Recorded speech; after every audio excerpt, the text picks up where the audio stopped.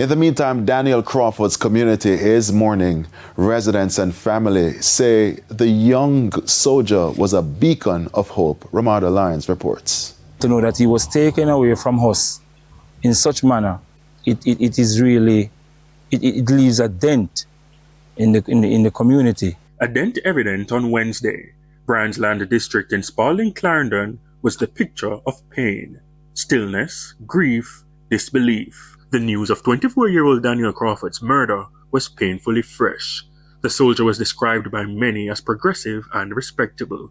The news left his family stunned. It is very much traumatizing. It is hurting. It's like not only the family, but the entire community. Because I got here around 6:30 this morning and I saw persons, even elderly persons, and crying, and just to know that it's a youngster from the community who chose to do good, who chose to serve and protect his country. For his family, young or old, a source of motivation is now gone. He's always trying. He's always trying. Even now, based on information we gathered, even though he was doing a course to even get a promotion in the army.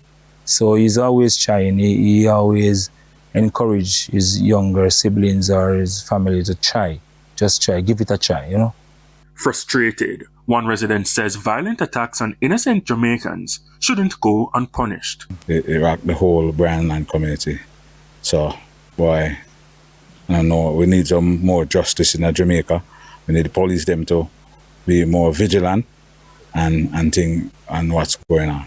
Meanwhile, MP for Clarendon Northwestern Richard Azan says the young soldier's murder is a reflection of society. It shows you that the human part of it, something is wrong in our country and with our people on the whole. But he was such a young person, 24-year-old, and someone who I know quite a long time because the family is very close to me. And to hear about this thing, it's really sad. And I really want to give sympathy to the family and to the Jamaica Constabulary Force, JDF, for such a terrible thing. And I understand it's about 8 to 9 shots the young man received. When you do something like that, is that you go for death.